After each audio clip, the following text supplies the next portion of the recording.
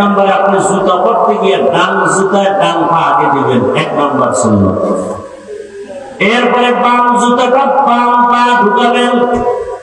দোনো পায়ে জুতা ঢুকানোর সময় কোন পা আগে যাবে বলেন? ডান পা। এবার দোনো পা যখন জুতা ঢুকে পড়লো, এবার কদমটা যখন দিবেন ডান পাও দিয়া কদম দিবেন, এটা সুন্নাত। হাঁটা শুরু করবেন আগে কোন পা দিয়া? ডান পা। যখন আপনি যাবেন রাস্তার ডান দিক থেকে হাঁটবেন, নজর নিচে রাখবেন, ইস্তেগফারের আমল করবেন। নিচে নজর রেখে ডান দিক থেকে হাঁটবেন আর দরুদ পড়বেন, ইস্তেগফারের আমল করবেন। বাসায় যখন যাবেন ডান পা দিয়ে ঘরের মধ্যে ঢুকবেন, জোরে একটা সালাম দিবেন, আসসালামু আলাইকুম ইয়া আহলাল বাইত। জোরে একটা আওয়াজ দিবেন, 5 তলা বিল্ডিং পর্যন্ত যেন সালামের আওয়াজ যায়। দিলে ফেরেশতারা থাকবে, জবাব দিবে, আপনি না শুনলেও দরকার নাই। জিন তিন যদি থাকে, এমনকি মানুষ থাকে, যদি খারাপ কিছু থাকে বাড়িটার মধ্যে, সালামের বরকতে সব ভেঙে যাবে। এরপরে একবার আলহামদুলিল্লাহ সূরা দরুদ শরীফ, এরপরে কুল হুয়াল্লাহু সূরা পড়িয়া ঘরে ঢুকেন। আল্লাহ রাসূল বলেন, এমন আমল যদি করো আল্লাহ ফেরেশতা দিয়ে তোমার বাড়ি পাহারা দিবে।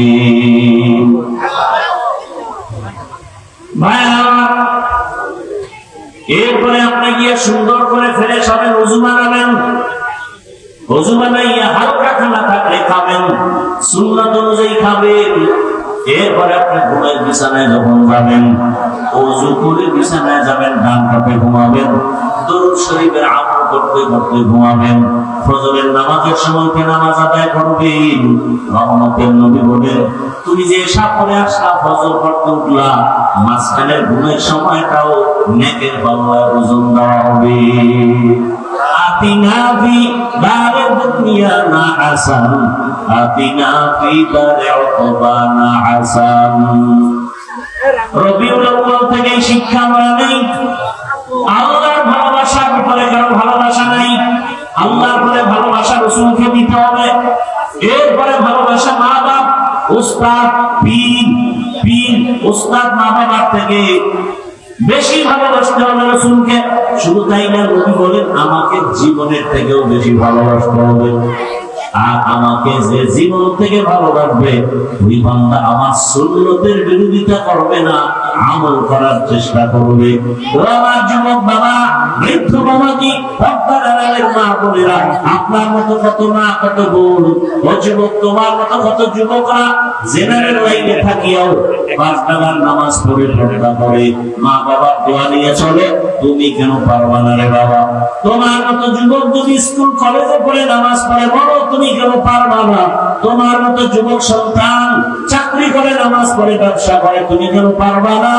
ও পর্দার আড়ালের মা বোনেরা, আপনার মতো কত মা, কত বোন পর্দা করে, স্বামীর মাল হেফাজত করে, মোবাইলে সময় নষ্ট করে না। আপনারা কেন পারবেন না? এখনো সময় আছে, আল্লাহর কাছে তওবা করেন, মনে মনে আল্লাহকে ডাকেন, হে মালিক, জীবনে গুনাহ কম করি নাই, হাতের গুনাহ, চোখের গুনাহ, জবানের গুনাহ, অন্তরের গুনাহ, আজকে থেকে তওবা করে নিলাম, আর নামাজ ছাড়বো না, বেপরদায় চলবো না। ও যুবক, তওবা করো, আল্লাহকে বলো, জীবনে আর নামাজ ছাড়বা না, দাড়ি কাটবা না, বেপরদায় চলবা না, মা বাবার সাথে বেয়াদবি করবে না। ওলামায়ে কেরামের দোয়া পরামর্শ নিয়া, শিক্ষকের দোয়া বলে দিয়ে টানাটানি কেন? খাইতে পারে 1 মিনিট, 10 মিনিট নিয়ে টানাটানি, বড় আশ্চর্য বিষয়। এই বেশি খাইতে বেশি খাওয়ার জন্য পারবে অল্প, টানাটানি করে কুকুরের মতো। এই কারণে আমার কাছে যত অশান্তি, হামলা আর মামলা।